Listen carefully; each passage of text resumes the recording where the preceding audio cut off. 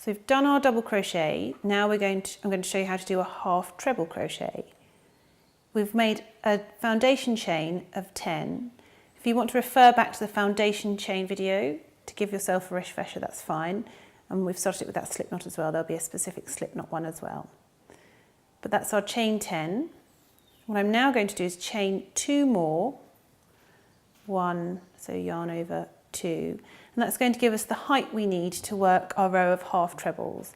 And I'm going to start working into the 3rd chain from the hook. So I'm going to yarn over first this time, and this is how we're going to start our half treble.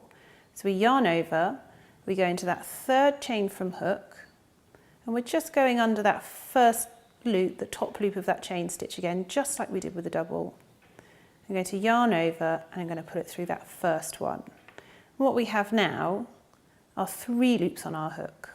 What I'm going to do is yarn over and I'm going to put it through all 3 of those loops. So it's going to come through all 3, and that has completed our first half treble stitch. So we're going to do the same again. We're going to work into that next chain along, but we're going to yarn over first. We're going to pop our hook into that loop. So we've just got going through the top loop of that chain, going to yarn over, put it through the first one, yarn over, and we're going to put it through all 3 of those loops on our hook. And that's made our 2 half treble stitches, and that chain at the start is also going to count as a stitch. So we're going to carry on working into this chain. We're going to yarn over before we go into the chain stitch there, yarn over and put it through the first one. So we've got 3, yarn over, and we're going to put it through all 3 of those. Just like that. Right, so now I'm going to yarn over again, go into the next one. We're going to keep going along this chain.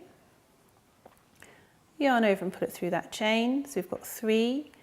I'm going to yarn over, and so we go through the first, second, and third. So it's completing that stitch. And what this is giving us is a slightly taller stitch than a double crochet, which means it's a little bit looser as you work your way along. So we're going to yarn over first, go into the next chain, yarn over and pull it through, yarn over, put it through all 3. And so what we've got here are 1, 2, 3, 4, 5 and 6, because we're counting that start chain as a stitch.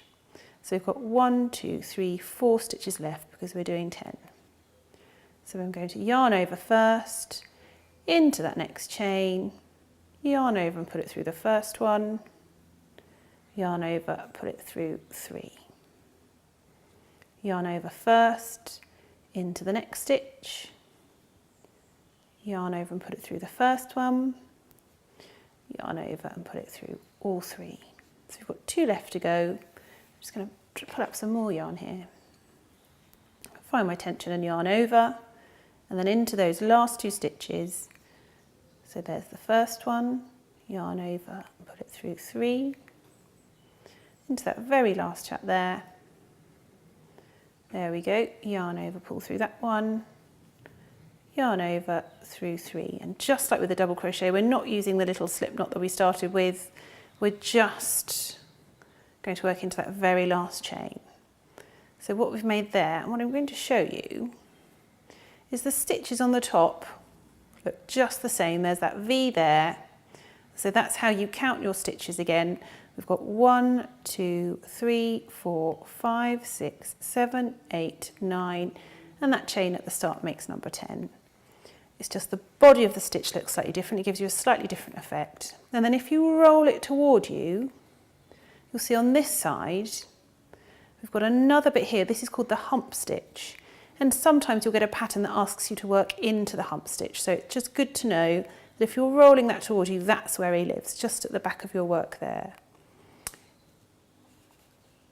So that is our row of half trebles.